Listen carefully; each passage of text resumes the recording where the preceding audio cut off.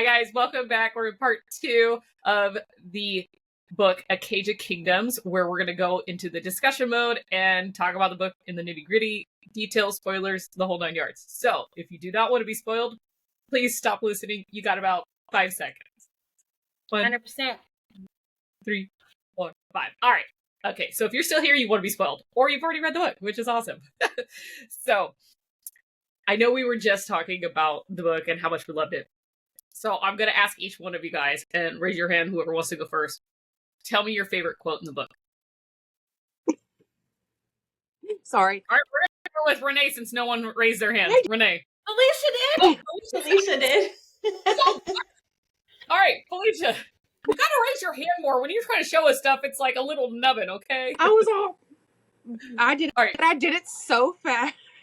There's probably I did. So mine is one that we talked a little bit. Mine is one that hasn't come up yet. And I don't know why I thought this was as funny as I did, but I cackled. And it's Aurelia, and she says, "My name is Dermia Foothold, the harbinger of fungus. I'm the princess of a distant land with a mermaid for an assistant. I never see the bitch. She's always in the water." Yes. I forgot about that. I don't know why. So I cackled. I was laughing so freaking hard. Probably because of how intense the scene was supposed to be. Uh-huh. And she was just like, fuck it. I never see the bitch. She's always in the water. Let's get into that. So those, if you don't remember, if you read the book, or even if you haven't, you're just wanting to know about the book. So it's when Aurelia is trying to bring someone down from being on one of Granny's drugs, who is hallucinating crazy. And so Aurelia meets their crazy to kind of distract them and get them to like calm down. Is that what it was? I thought it was when she was in front of Finley and Nathan. Woman, I just read that book. Oh, and I'm over here screwing it up in my head. It's a good thing you told us, because I apparently don't know. No, that was when she's trying to bring the person down from their crazy. No, Jess is right. It was Micah, right? No, Jess is right. She talks about being the queen of fungus to the person who is coming down, but when she is being told to do the truth serum, she's just like, screw y'all, fine, let me show you how I can. Yeah, she's like, I can show you that I can overcome this. And it says, the queen shook her head and refocused on me. I want to rush that one. Elixir. But didn't she say almost that same thing with the guy in the alley? Similar. She kind of pulled from that. Yeah, she said she was like the queen of something, and she was talking about a fungus with the alley. Yeah. It was almost word for word, if I remember. Yeah, she said... A little bit different. I think the mermaids knew. Yeah, she said... Yeah, that might be new. I never see the bitch always in the water in mine, and it says, enough, the queen put up a hand, as Hadriel and Vinmar both spit out laughs. And then with Micah, she said something a little bit different. I do remember Micah's was different, but when she was being interrogated, it was almost neck and neck. Yeah. So, absolutely love that. I thought that was funny. I liked it when she like gets low and crouching down and stuff. People are like, "Are you on drugs?" Right. As someone who has been on those drugs, yes. I wouldn't know. I wouldn't know. The entire time I'm reading it, I'm like, this is so relatable.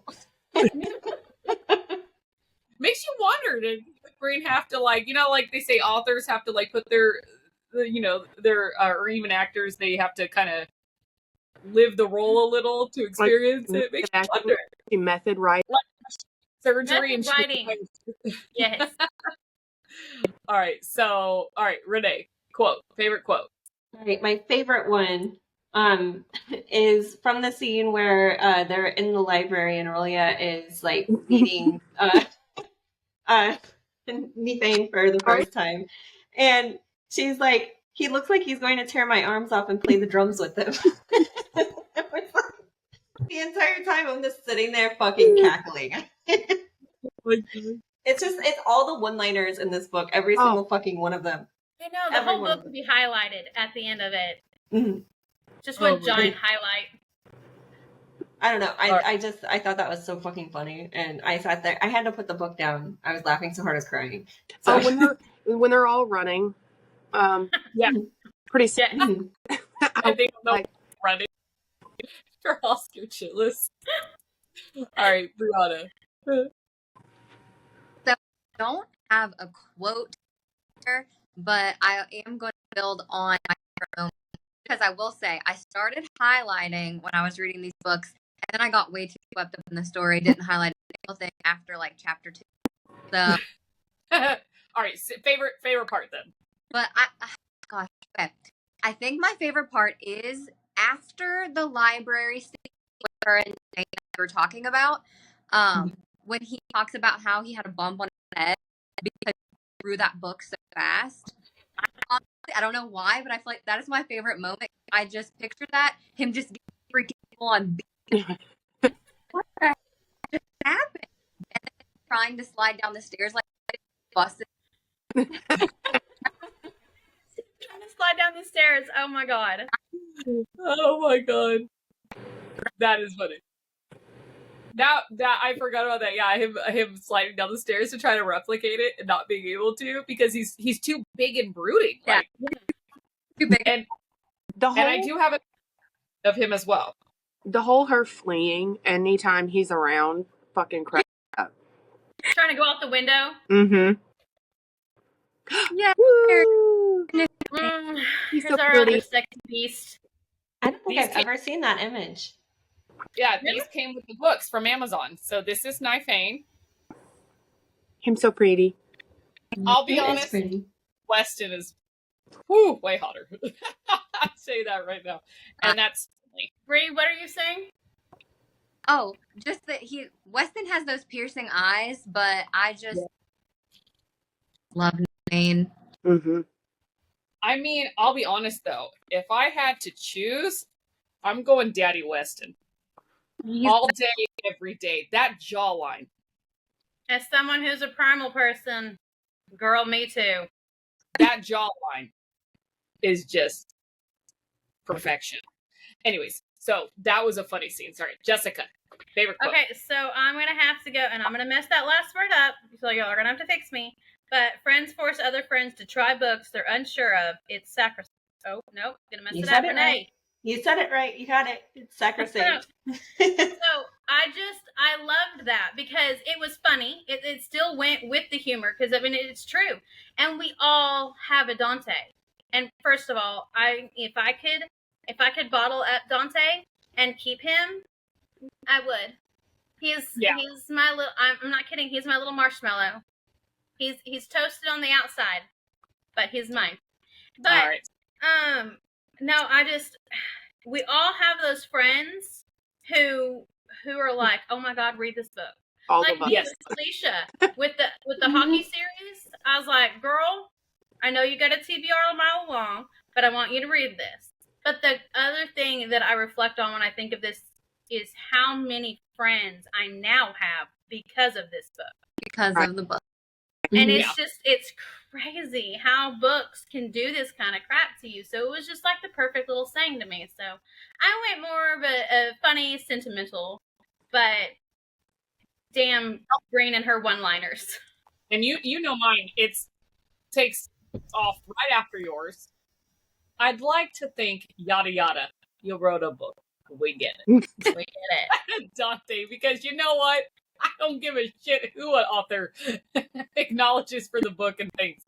I don't read that page. There are some that are funny. There are some that are funny, but yeah, I'm with them. Yada yada. Okay. Yeah, a majority of them are like, I'd like to think, and I'm just like, yeah, but I don't know these people, so so it means nothing to me. So I thought it was funny because it's like totally my sentiment and it's how I think. It's like put the things at the end. So if we were to talk about kind of emotional ones that are funny, I would say I have one also because there are a lot of them that are emotional but are funny too. Yeah. Yes. She does that so well. Oh yeah. Let me see. I'm kind of going through this list here real quick. And I'll say that's one thing while y'all are looking. I'll say that's one thing that I love about Breene. She can make it emotional, but she puts the humor in it that makes it where you're not like heavy, where it's not heavy. Right. So this one, it's I believe it's Hadriel. Oh, of course it is. Now that I read the whole thing, it says sometimes we must travel through the darkness to appreciate the dawn, or some fucking inspirational quote like that. A smart person once said something similar, and I've probably dick slapped it sideways. I probably dick slapped it sideways. I've never felt more relatable to a comment than that. Yeah. You know what? If we're talking about my favorite actual quote from the entire book, I think that, let's see, I think it was Finley that said it, and it was the first thing, and I was like, yes, bitch. And it was, don't settle for what is handed to you. Take what you want and make no apologies about it to anyone. Yes. Yeah. And I was like, that's when I started loving our girl again, because for a second there, guys. See, and I loved her the whole time. And that's what I was saying earlier is I was going to have difference of opinions, but it's because it's Aurelia's story that you hate Finley. But if it was in Finley's story, you'd be like, yes, get him the whole time. I'll be honest. Finley was pissing me off in the beginning of the book. You guys know. She was pissing me. I wasn't getting pissed, but I was like, oh no. I was pissed. She was pissed off. Because I'm like, look, like, listen to the story, lady. Like, you're literally that's me. Just well, listen. she was just judging Aurelia, like, immediately, like, she had the guilty verdict without knowing all the facts. And, like, that's what pissed me off. And if anything, I thought she would have been more open to listening first before passing judgment. And then, and Nifane would have been the one that had been, like, hammered down. I kind of liked the flip, though. It was flipped. Kind of like Nifane just basically like, hey, let's hear all the facts. Let's hear this before we pass judgment. But and you do have to, like, in that moment, I had to remind myself, because at first I was like, what the hell? But she's the one that saw the effects the drugs were having on everybody before Nifane, before anybody in the castle did. This was her mission. So yeah. She saw firsthand all of the problems that were going on that were caused by Granny's drugs. So I get where she's coming from. She's being a fierce, basically, queen, but I mean, like a mama too. You know, she had to take care of her people.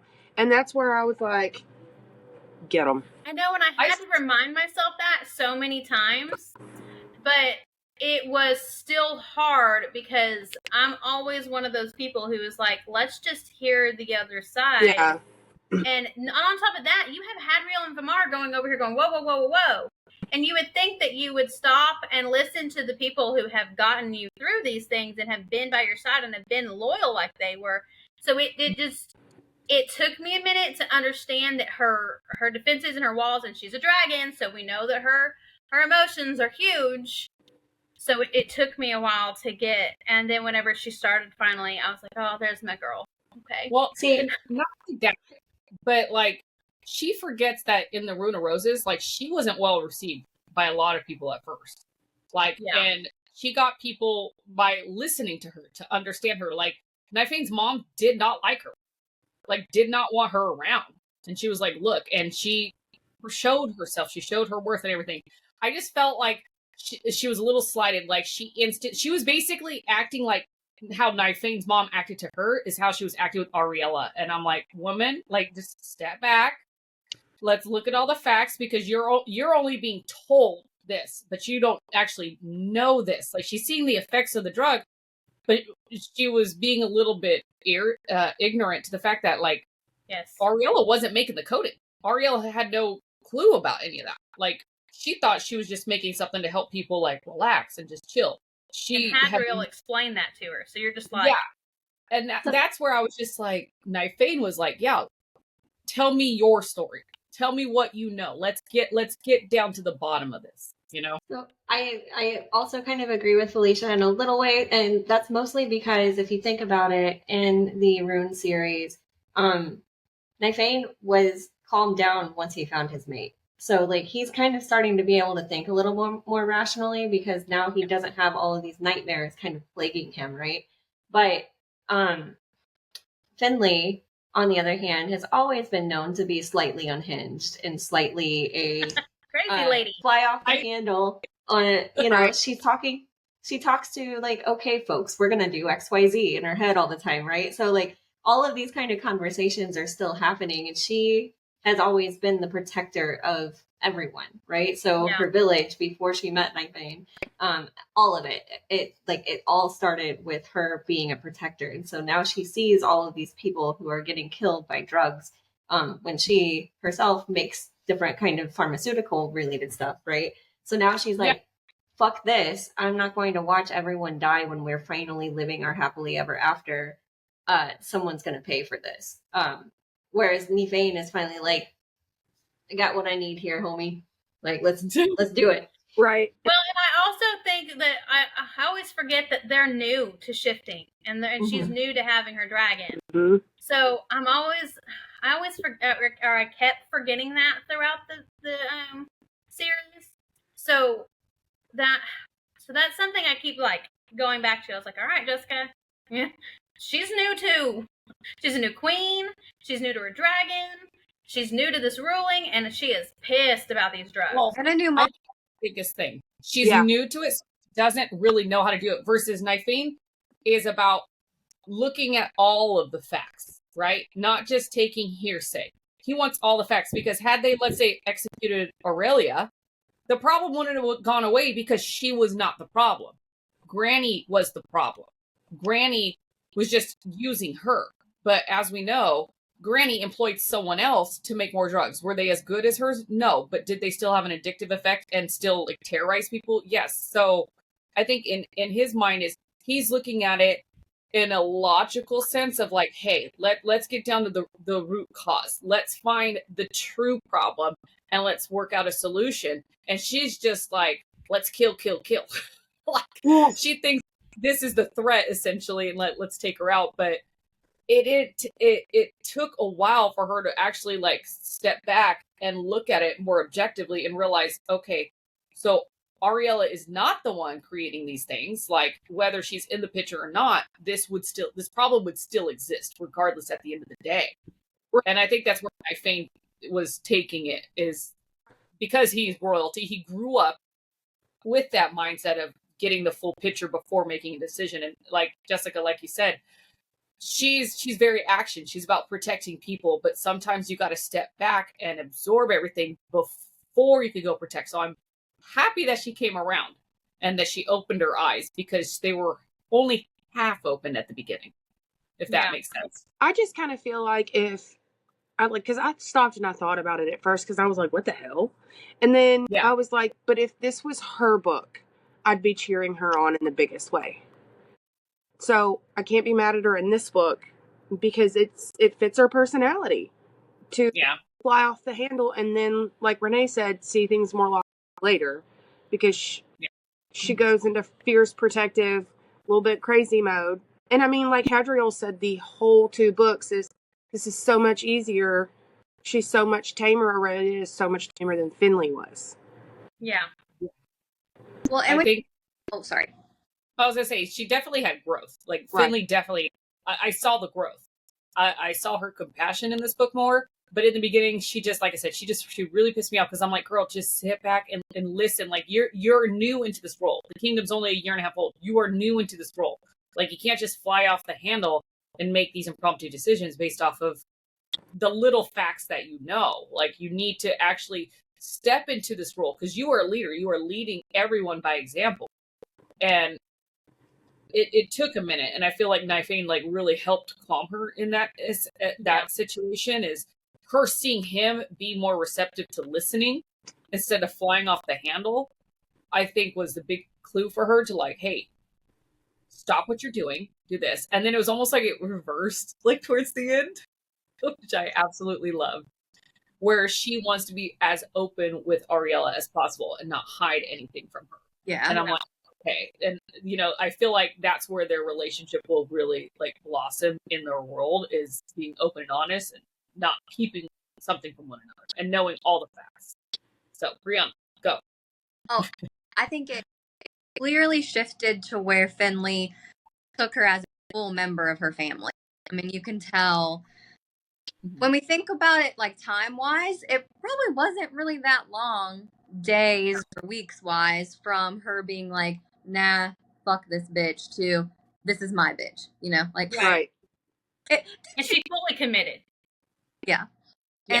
And I loved their friendship that did develop, you know, just the found family is so strong in this series. And I'm curious too. So I think Dante is probably our favorite like side character wolf. Though I liked so many of them. So I guess I was just wondering, who is your favorite new side character? And is it Dante? And if not, should we pick somebody else? For me, it's 100% Dante. Like I said, he's mine. I'm keeping him. Vimar, 100% Vimar. Okay, Vimar. let's just be honest. Well, This, he's not. this, He's not new. Vimar's not new, though. She said, who's your new? oh, Your I new meant you like my new favorite. He's my new No, favorite. not new favorite, but the new character out of the new. Oh. I mean, well, if we're gonna go that way, none of these characters are new because they were all in the last book Yeah. too. Well, So, yeah. I mean, Well, Now And that a lot you have old and new, who are your new? who's Dante? I thought Dante was brought up in Aurora Rose's books in the last book. I didn't think so, but I could be wrong because some of them were there. But I think some of them were. I believe so, because I want to say he was part of the big battle towards the end.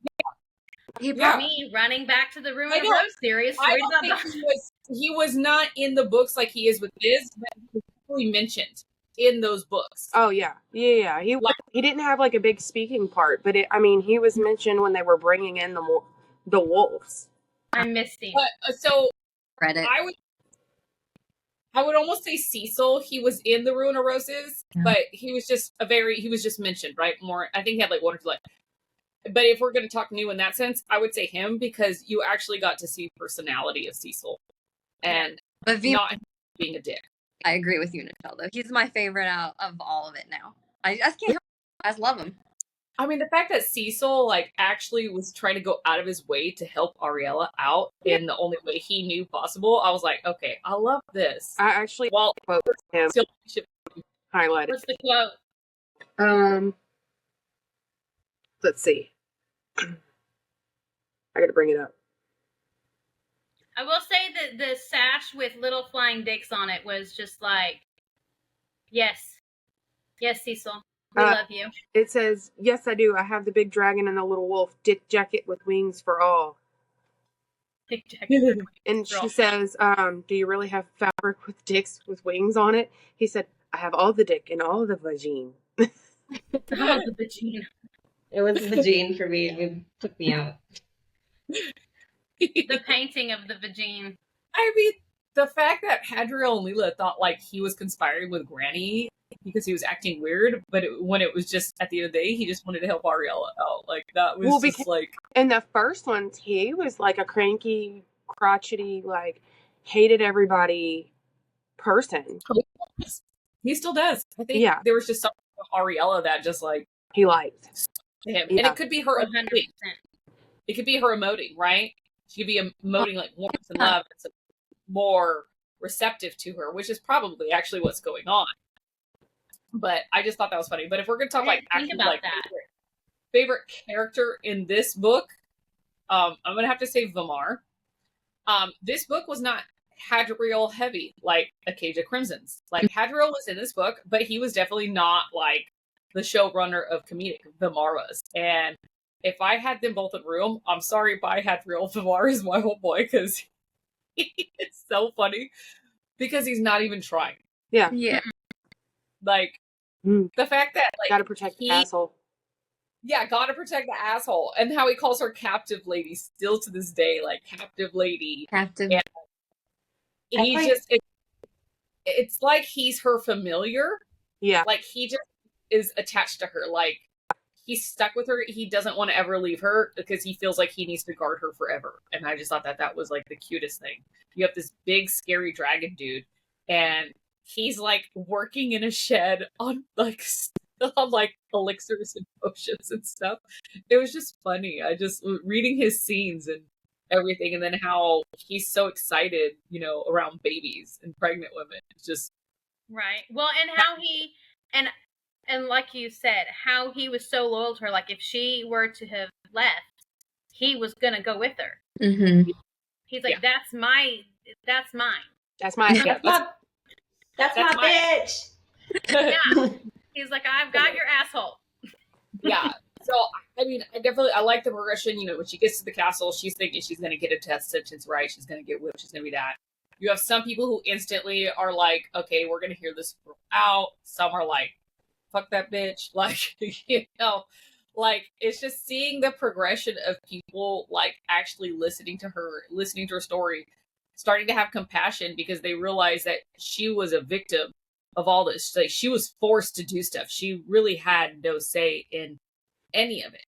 And them being a kingdom that was forced with demon sex to do things they didn't want to do, I thought from the start that they would have been way more receptive to hear her out, especially seeing her journals, hearing Weston's point of view of seeing everything, Hadriel's point of view, the whole pack's point of view of them seeing all the stuff and the conditions. I thought other people would have been way more receptive because of the stuff they had gone through. So it did surprise me that a lot of the kingdom was so judgmental to her. Well, let's not forget how Hannon also was all about her. It doesn't really surprise me that they were judgmental because they made like a super tight knit pack, and like she's an outsider coming in now. And I know all of them at one time were outsiders, but how do you like protect your family? You be careful who you let into it. But can we? Sorry, can we? Go ahead. Go ahead.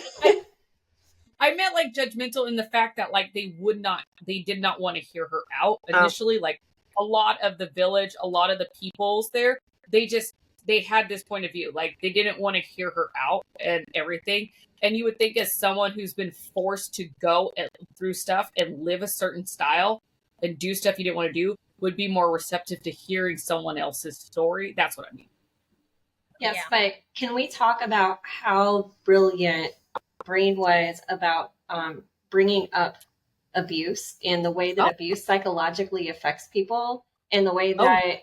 So the reason why I'm bringing it up now is because those responses are the same responses that we often do to folks that are in our lives who actually are being abused. So we got to see that side of people who like the mentality of, oh, hey, you know, I love this person. This person has done everything for me. Here's all the great things they've done, and completely ignoring and wiping out the idea that what they're doing is actually toxic. Plus, you know, once those kind of conversations come to light, how like, you know, I can't say all of us have been guilty of this, but how many of us have been guilty of potentially seeing friends going through something like that and thinking, there's nothing I can do to help this person until they see the light, and sorry for you, but I can't be there. And that's the way that I felt that most of the characters were coming at her was, we see the abuse you're going through. We see the manipulation that you've been through. And it doesn't matter how much I can talk until I'm blue in the face and tell you that you are being abused. Until you realize it for yourself, you're never going to see it. So I do take it a little bit of a different way, that they weren't wanting to hear her out because at that point she wasn't ready to hear it. When they were bringing it up to her, she was still denying the fact. I agree with that, like in the granny aspect. Yeah, she wasn't wanting to like hear the truth of her reality. But mine is more of like, my point was more of like Finley initially not listening to like what she went through. Like she didn't really care to at first. Like in the initial scene where she's in the room and she's trying to tell them, it's like Finley just didn't even care like to hear about the stuff that she was forced to do. She was just kind of like, she already had her mind made up, right? And it's like, so did Finley, Aurelia. how would you...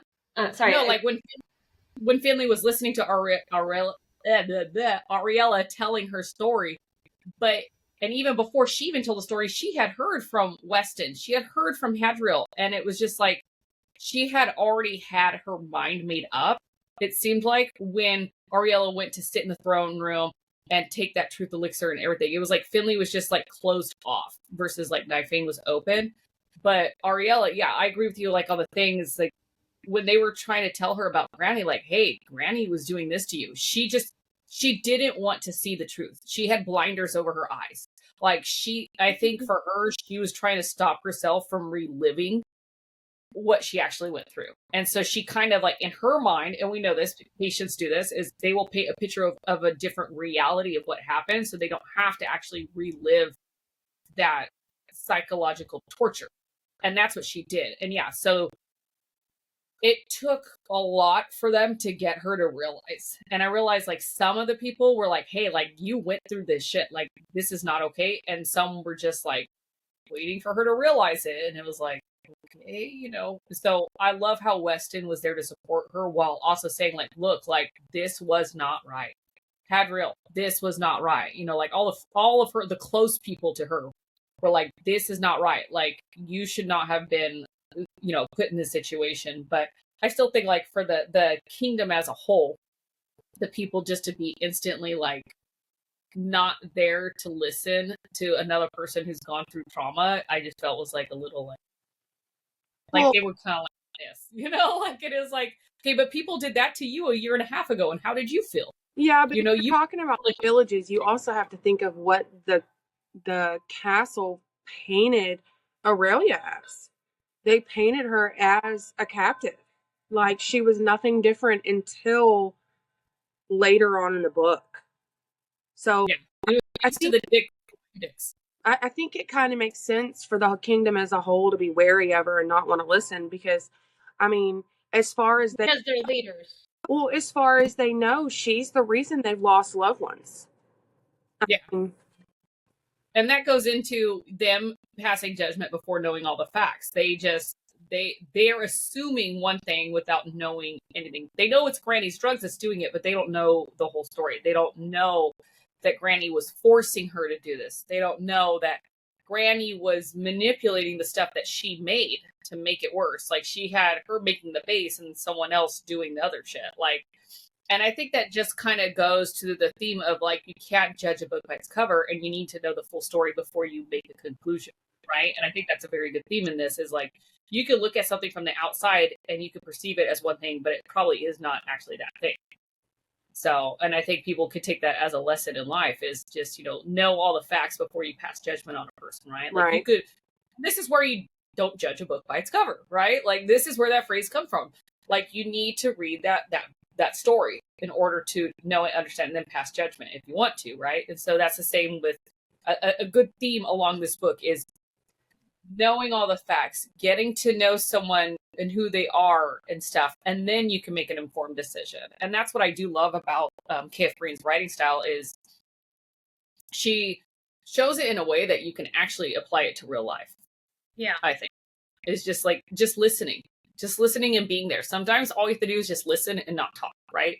And sometimes you do need to provide constructive criticism, helpful advice, whatever it is. Sometimes it's just being there and it works great. And I like that. So I liked when it got over that hurdle of everyone just harshly judging this person and Aurelia thinking she's going to die like at any time.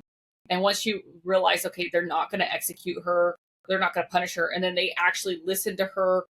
They saw the product she's making, the stuff, and they actually got to know her. They realized that, okay, Aurelia at her core is probably one of the purest people ever. Her intentions have always been to help people, not hurt people, but they saw her initially and they're like, this is a woman who's out to kill people and stuff.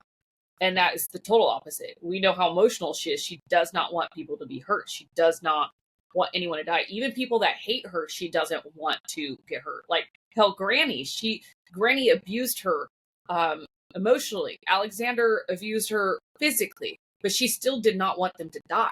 She didn't even want them in jail. She just wanted them to leave her alone. And that, I think, speaks volumes to just how pure her soul is and how much of a good person she is. And I think when they saw that, that's when it was like the light bulb clicked. Like, this is someone who could benefit our kingdom, who will have all of our people, like, in her hearts. Like, when they saw her interact with her daughter, like, it was just those little moments of okay.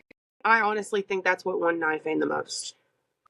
Oh, yes. Seeing the princess reaction to Aurelia. Knifeane almost made me cry at one point. She's ready.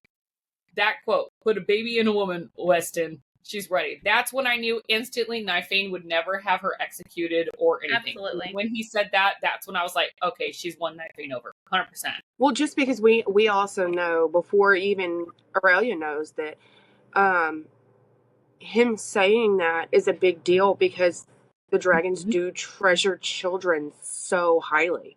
So for him to have said that, he's basically giving his blessing for her to live and be with Weston and everything. Like, that's a big turning point in the book that I think Weston realized, but Aurelia never did. Yeah.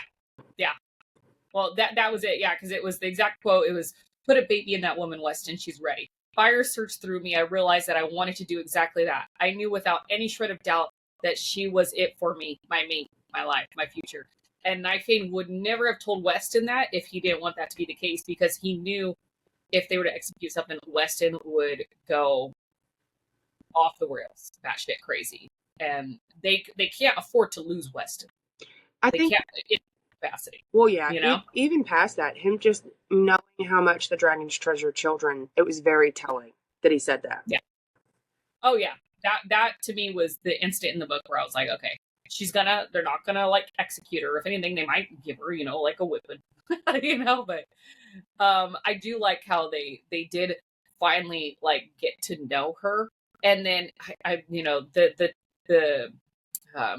the other gardener ladies, I always forget how to pronounce their names, but how in the beginning of the book they were very standoffish. They were giving her like glares and judgmental, and then at the end of the book, it's like they're excited for her, like they're welcoming her in as family because they've gotten to know her, they've gotten to see her blossom.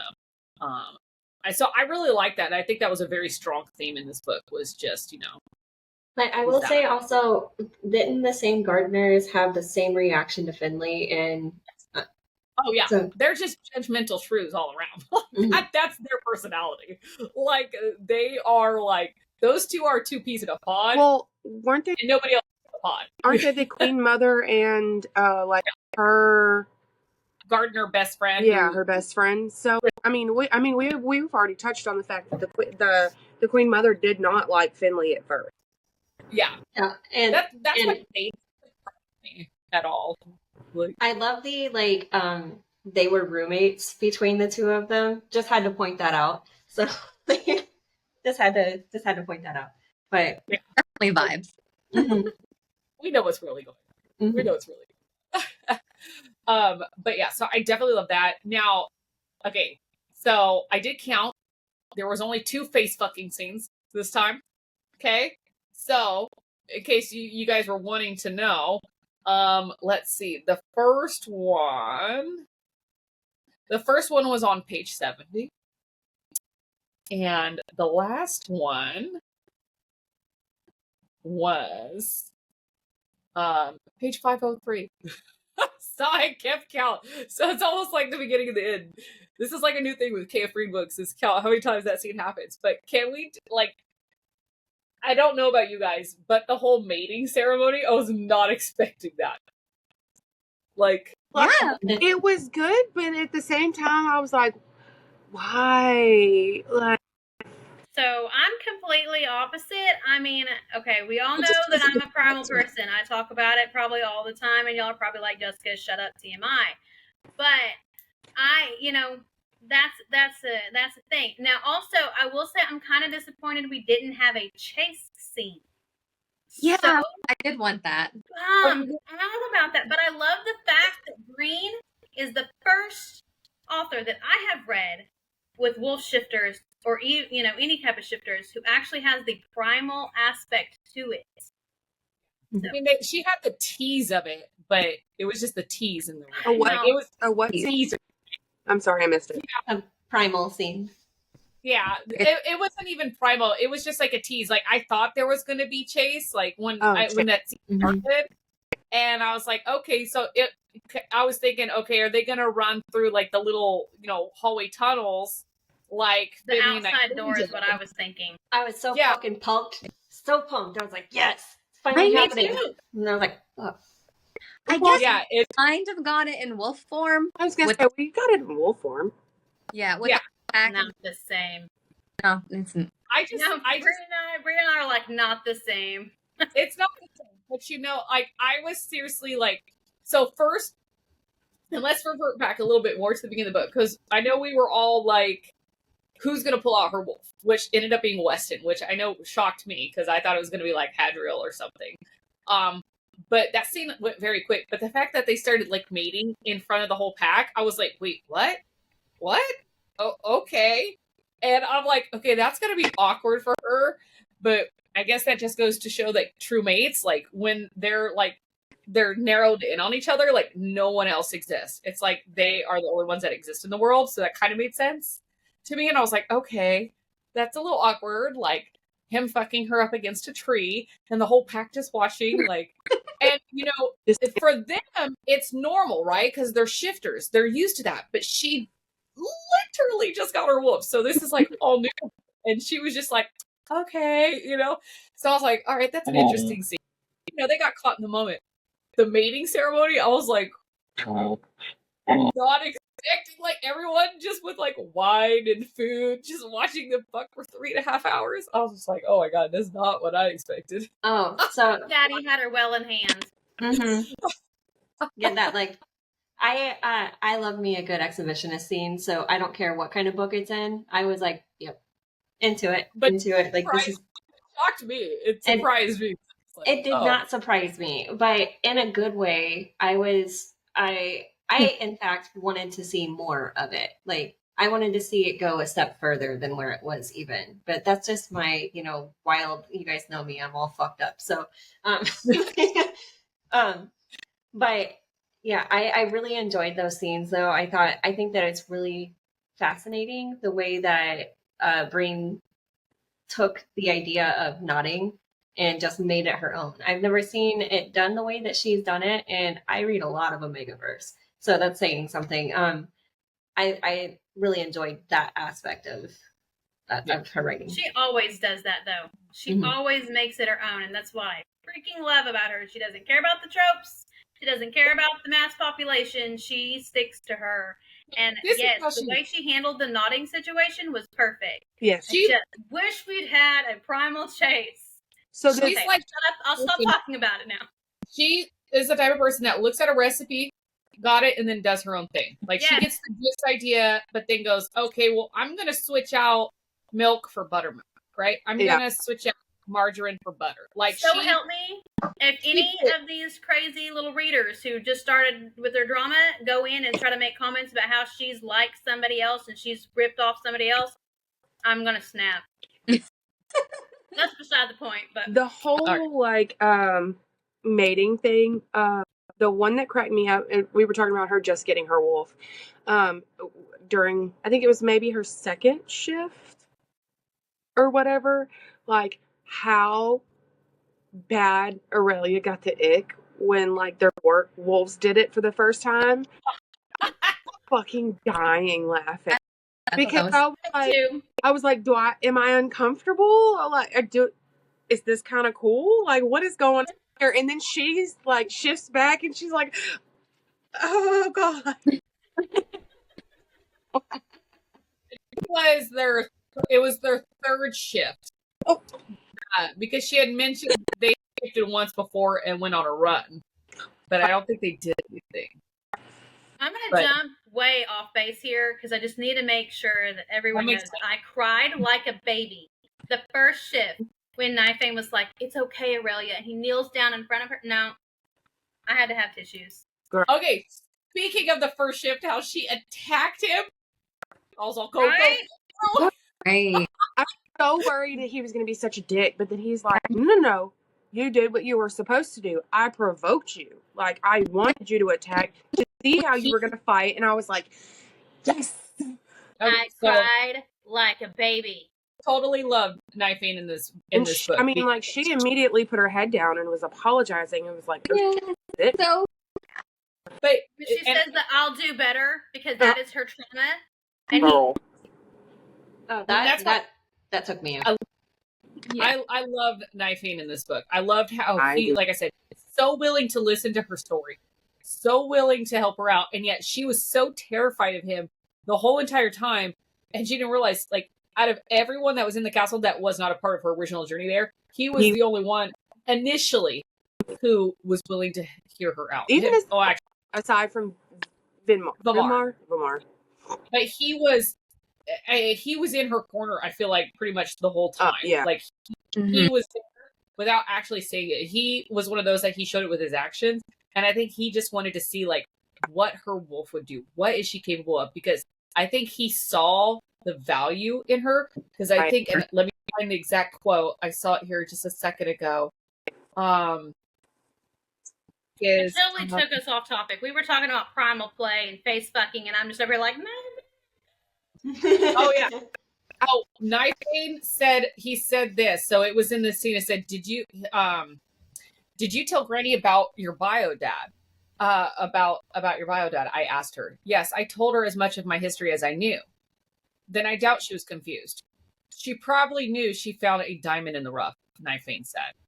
So he saw her value, and she even goes, "Not a diamond in the rough.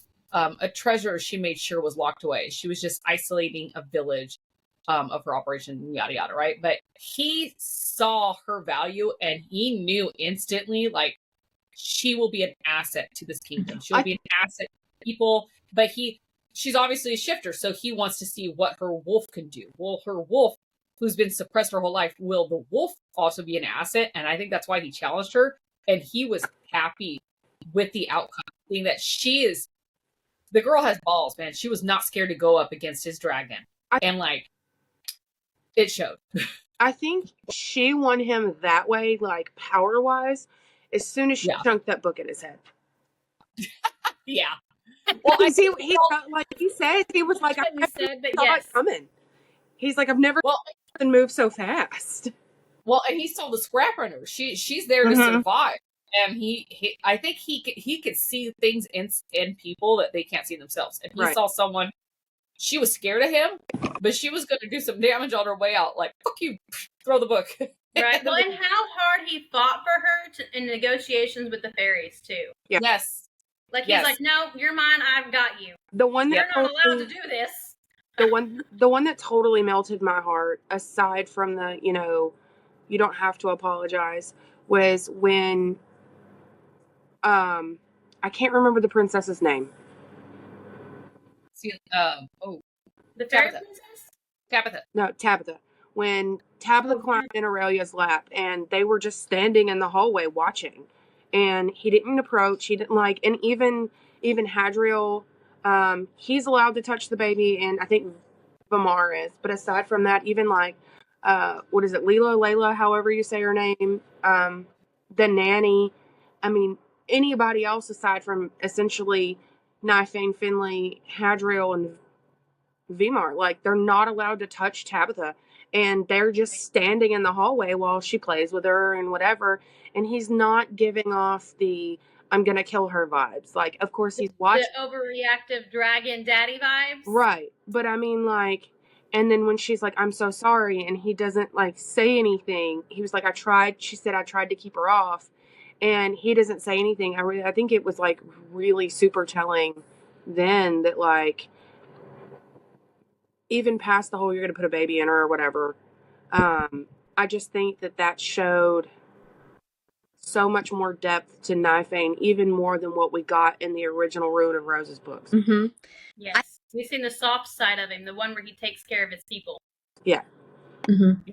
Because he's allowed to be now, because Finley is so fierce and is his other half. Yeah. Really liked how big of a presence. Huh? Oh, sorry, Felicia, I thought you were done. Oh, I just really liked how big of a presence he had in this book. Mm-hmm. I'm sorry. Breene, it looked like you were going to say something. Oh, no, I'm sorry, too. I know I have a little delay, I think, and I feel bad. I think it also shows how fierce his love for Finley and his happiness at their life together. And I think as soon as he heard that she was Weston's fated mate, he was like, well, I mean, she's coming into the fold then. I know what that means. I know how that's changed my life. I know how big that is. We're going to figure this out. I mean, I really think that was his initial thoughts was, well, then she's one of ours. Right. She's yours. Completely agree with that. So here's my question for you guys, because as an intentionally childless person, the only intentionally childless person here, you have 2 fur babies. I so do have not no do human child. Let me say that. fur babies are so. Did anybody else get fucking baby fever? Because I was like, what the fuck is this? Why do I want a child now?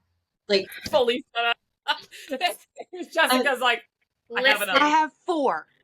as someone who also has 4, like Felicia, my last set being a set of twins, who has said I will never, because the likelihood of having another set after having your first set is, and it was trauma all on its own. When Knifing and that baby, oh my god! Even IVF over here and sperm Yeah. donor, she was a baby. Girl, I'm like, oh, I Hey, will be when forever people- single and just have a immaculate conception. It's fine. Right? when The people ask Mary who gonna have lives in your kids, house is going to give you one. Sis. if we're gonna have more kids, this is normally my face. You know? But then like Aurelia starts talking about wanting a baby and Weston does, and I was like, I need it. And Knife's like, come here, princess, and I'm all Yeah. So yeah. I wanted to bring something up with you guys. Okay, so I'm gonna show this again. So you see the face, right? Mm-hmm. Okay. See how handsome. That's Smolder. Okay. I barely recognized the man who'd taken me from my village. His haircut, the sides short, while the top was kept longer, styled in a sort of sweep, so the end spiked up. The change let me see more of his face, highlighting those sharp cheekbones and the delicate curve of his eyebrows. His thin nose cut down to his deliciously lush lips, and his almost severe jaw was dotted with the dimple in the center of his chin. Motherfucker don't got a dimple here, and I hate butt chin, so what the hell? This is what it look like. Totally different way that I thought it was going to go. Yeah. I hate butt chin on guys. I think they're, or anyone, I think they're absolutely, they're my ick. So I'm so glad that they did the artwork before the butt chin. Bree, what were you I don't know if you guys noticed that. I want to see him with the new haircut. Yeah. Like the saying? Me too. Oh, no butt chin. Oh, no butt chin. I The wanna problem is, we can leave the butt. Pretend the butt chin didn't. Let's just say it's like a little dimple. I got little chin dimples. We'll If someone has a butt chin and it's like, dude needs to have a beard. It's like, we can forget about that. We can forget about that. I don't know if you guys caught on to that though. So I did highlight it because I was like, wait. I This is- probably blocked it from my memory because I'm about like I probably just imagined it like Brianna's talking, like we're just Just a- it's- maybe it's off to the side. Like a scar. Yeah, no, it was a chin booty crack. You when guys I read that, with scars and a little bit fucked up, so that's all right. Yeah. What were What's you up, Renee? Renee? when I read that scene where he got his hair cut, I was like, God damn it. The bad thing is that's exactly what I pictured too. You, Renee? So, he's the yin to your yang, Renee. What's that? He's the yin to your yang. Yeah. Yeah, for sure. Especially with that blonde hair, because mine is obviously not. oh man, that's funny. Yeah, when I read that though, I was a little surprised. I was like, oh Yeah. wait, she changed thing about him. Maybe it's like a In my opinion. Little emo a boy. little dimple, not like a total butt chin, because those throw me off. Those like this, it's like you got an ass crack on your fucking. Like, let's just be honest. I would like to see Aurelia. I would love to see artwork of her. Yeah. I would love to see artwork of her. And I hope that she has an artist that, like, even the same artists do it. Because I do like the Finley and the knifing. Because Finley, it's, like, great representation. She definitely has a different artist for these ones. Like I said, the knifing, I mean, he's rugged. He's handsome. He's just, in my opinion, just not as handsome as Weston. Weston is more like a GQ model. Like, And honestly, I pictured Knifing as more rugged and not quite so dreamy. so you know who he reminds me of? Jensen Ackles. I see that. Right. Because if you look at Jensen Ackles when he has a clean shaven face and his hair is longer, just saying, Daddy Winchester. So, but yeah, I love the book. I do like, I I liked the journey that Aurelia Weston went through. I liked how it wasn't overly negative, right? There were definitely negative aspects of the book. But I feel like a lot of it was like positive growing in that sense, right? Like not like all sunshine and rainbows, but like you could sense the direction the book was going through. I think the only thing, and because I know we're at 55 minutes, so we're going to make this a little bit quicker, but the one thing that shocked me, and I know shocked some of you guys, was I thought Granny was going to be way more prevalent in this book. I thought Alexander was going to be way more prevalent in this book. And I was waiting. And it got to like 90% through the book. And I'm like, where the fuck is Granny and Alexander? And of course, in the last 2 chapters, there's Granny. And I was expecting like a bigger like scene, I guess. Like recording stopped. Sorry. Don't know why. But it's okay. I was expecting like a bigger like conclusion, right? Like to at least go a chapter or 2, or I was expecting them to kidnap Aurelia and them go and get her back. Like I'm like reading this book going, okay, when's it gonna happen? When's it gonna happen? It didn't happen. No, me and Renee had the same thing. Yes, Brianna, talk. I just have to say one thing about it because I've been chomping at the bit to say this. Yes. I did too. I loved it. I loved it so much that they really weren't that fucking powerful. Like, we had 7 other ways that we would have solved this problem. I mean, that's basically what it came down to. Like, no matter what, if it would have got to point C, we had this. If it would have got to point D, we would have done this. Like, just fuck them, you know? Just fuck them. And that's all. Now they're insignificant. I agree with you. I thought it was freaking amazing. I thought like the Granny and Alexander was going to be more like at least like 70-75% of the way through the book. And then it would have been like more of a like, okay, we got to get them. Like, I thought they were going to kidnap Aurelia and then Weston and the dragons and all them were going to come and like just fucking kick ass, right? I didn't think that we wouldn't see them till like basically the very end of the book. Like, and can we talk about how yet again it was the guy that got kidnapped instead of the girl? Yes. In fact, they grabbed Weston to lure her out, which I thought could also be a possibility. But I thought like when the one dude the rat shifter had come into the castle and stuff, I thought like maybe when she had gone out once, like in the early mornings, like someone would have got her. Like I was waiting for it and I'm waiting for it. And I think this is kind of my love for Cave Breene because I'm expecting a certain scene. I'm expecting something. And she's like, bitch, I got you over here. Like, she's all psych. Like, and I liked it because it kept me on my toes because I'm like, okay, when is this like big climax going to happen? And then when it happens is when you didn't expect it because you're like, oh, well, maybe we're not going to get it. And then all of a sudden she's all surprise. Like, I thought it was perfect. Great. I think she did it absolutely perfect because to me, if it would have been a whole lot of that, they're ending up in love and ending up starting a family, and all of that wouldn't have made any sense, in my opinion. If it had been about Granny and Alexander and then with a little bit of a love story, this built their life and built, Aurelia's purpose and found her family. And then, like Brianna said, fuck them. We got a quick resolution to a problem, but we established self-worth. We established, everything that we needed to establish, where as if it would have been more long and drawn out and, sooner. I think if it would have been too soon, we would have been like, well, what's the point in fucking reading this, But if it would have been halfway through, we would have been like, okay, well, what else do they have now? What I do like that she waited until almost the last minute. And it, like you said, it built up the suspense of how's this going to happen? What's going to happen? What's going on here? But then, the whole time. But then at the same time, we were getting to enjoy them building their lives together and her carving out her place in this kingdom where she's now going to live and finding out who she is. That way, when we get to the very end, we haven't spent 50% of this book on Granny and Alexander and the this and the that and all these different aspects. And then, oh, by the way, you're a fairy, you're a wolf, you have options. What do you want to do? Choose now. Where she got this whole story instead of the whole Granny aspect being the whole story and then she just got snippets. This was about her, not the situations that she's been in. Well, it wouldn't make any logical sense either, because Granny really wasn't, and it wasn't going to be as powerful as they are. Like Bree said, she wasn't like, well, you're an afterthought. You're a literal afterthought.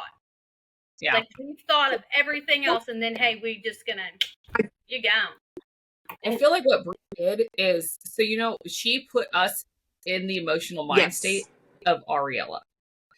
Aurelia was waiting for that shoe to drop. She's waiting. And I know us as readers, we're waiting for that shoe to drop, right? Because it's a fantasy book, right? And we know there's this bad guy, the villain, right? And so it's like, I felt like I was like having her anxiety reading it, like, oh my God, when is the shoe going to drop? Like, what is this happen? But it almost kind of reminded me of like, this was not a traditional fantasy book. Like, it almost read like how a contemporary book does.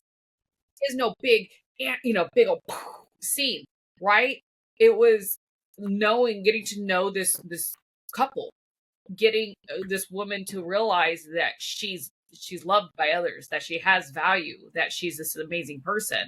And then there's just the bitch at the end, like, and it was a nice wrap up. So even though it was in a fantasy world, it kind of felt like a contemporary in some aspects to me, like as far as like the flow of the story. So I really liked it because it kept me on my toes, and it kept me honestly genuinely surprised.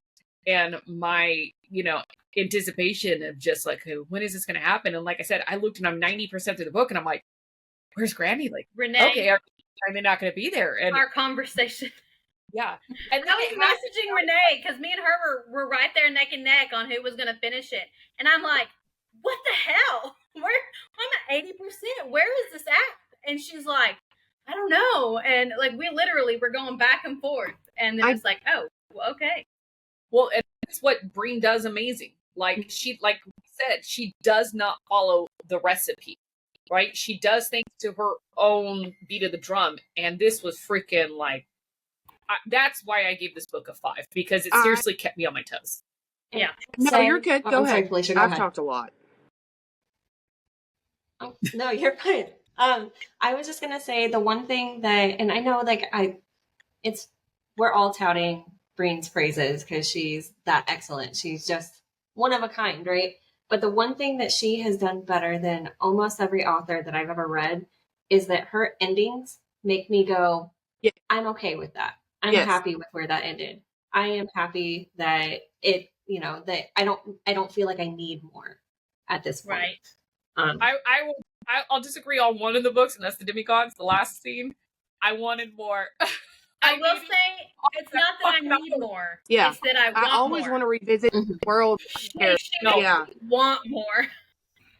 No, I need to know what happens after. You know what scene I'm talking about, Jess. Yeah. You know what scene. I need to know. No, I'm with you. So on the Demigod, I will agree with you 100%. I need to know. But on her other books, it is an I want to know. Yeah, that's the only one I feel like she could have had at least another 2-3 chapters or another book, and it would have been absolute perfection. Right. But I think mine, because she's writing Daisy's story, I think that's why she didn't need that's what I was going to say. I think the reason why she ended Demigods the way she did was she always planned to expand on it. I think when writing those books, Daisy, like she set Daisy up way too well for her own books for it not to get a spinoff series. So I think that was her intentions the whole time. Where with this one, and Daisy is 100% my favorite. This one right now is set to where, there are other characters she could write about, but really she doesn't have to. Me too. Yeah, and that's why I do love it. Like I am satisfied with how this book ended. I am so satisfied. I absolutely love it. Oh my God, Felicia.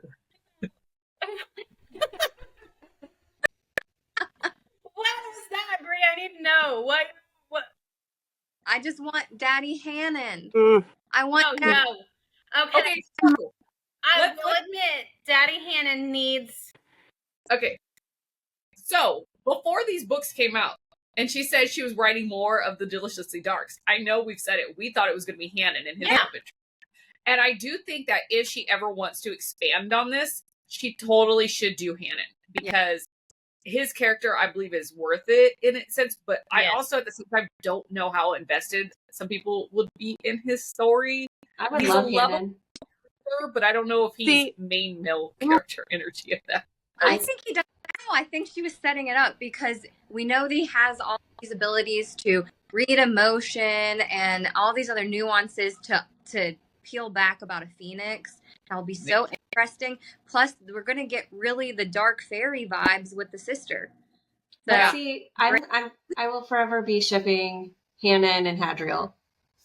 That's all I'm going to say.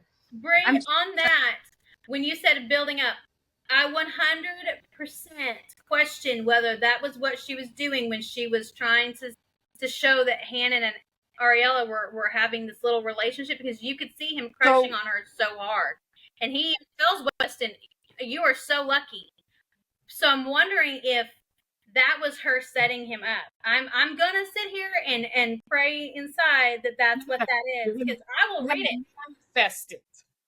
So when she first talked about them, I seriously thought it was Hannon and Red Riding Hood. I didn't realize for a while that it was Weston, which now it makes more sense being Weston. Yeah. Cool. But like Hadriel. I want a Hadriel story.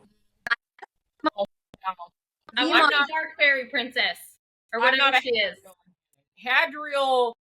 You know, to be honest, I could see that way more, but I can't see Hadriel Hannon, because Hadriel to me he needs someone very eccentric. He needs someone to match his energy, and Hannon does not match his energy. I think it's the opposite. I think he needs a mother hen who needs to be able to bring him back down to earth every once in a while. Hattie? And no, listen, as someone who has married her polar opposite in all ways, shapes, or form, he works out. He's a jock. He watches football, guys. I mean, I could not have married, bookish girls marry the gamers. No, I married the jock. So as someone who did this, I am with you on we need the polar opposite. And it doesn't. Okay. What Hannon needs, he needs a girl that's very troubled, that he can help nurture. Yes. Hadriel is not troubled in that sense. Hadriel knows who he is. He's well loved. He's well liked. He's just an eccentric individual, but he is a solid individual. And so he needs someone that's on his level, and Hannon is not on his level. Like you said, he is a mother hen. He is he wants to help everyone out. He needs that troubled person to bring them back and do that. And that's not Hadriel. Oh, I totally see it as the anger bang. Like, it's going to be an anger bang the entire fucking time. I think his mate is the missing fairy sister. It is. Mm-hmm. They are mates. Yeah. Yeah. They are mates. They are mates. They are. Like, literally, that their sister side is do we ever supposed to... I don't remember, did we ever figure out where she went? No, they're still looking for her. Remember in the book, they talk about it, and I want to say in A Cage of Kingdoms they talk about it, don't they? Didn't she just? I don't remember when she took off. I guess I'm gonna have to reread, because I know she was in the dungeon. Michelle's like, I know she was in the dungeons. Yeah. So with the Hannon and Hadriel, so Hadriel, what I think he needs is a stoic, very quiet, like Hannon, like Renee's talking about, but not someone who's sweet, but someone who's grumpy. Okay. Oh yeah, it's gonna be the fucking grumpy sunshine. And then there's anger fucking. And then the anger. Fortunately, I have to cut this short. The tablet is dying, and my kids are driving my husband crazy. As always, I love chatting with all of you. Me too. Always great. I will find the thing and put it in our chat, guys. But she ran off. Right. I mean, nobody knows where she went. She just ran off. But that is Hannon's boo, because they are mates. I thought so, but I couldn't remember the logistics. She is troubled. So she is his opposite. So, and that's what he needs. He needs someone that he can help nurture, protect, and guide. And like he wanted to with Aurelia. Yeah. Hadriel just needs someone that loves a good bang and is eccentric and loves dicks on clothes like him. So Yeah. It's Mimar, right? it all right, so yeah, so it is. So definitely for those who stuck around to listen to our bullshit, A Cage of Kingdoms, KF Breene comes out on September 12th. If you're watching this, it's gonna be released right around then. So yeah. So Love you, ladies. all right, you guys. I'll talk to you in the chat. Bye. Bye.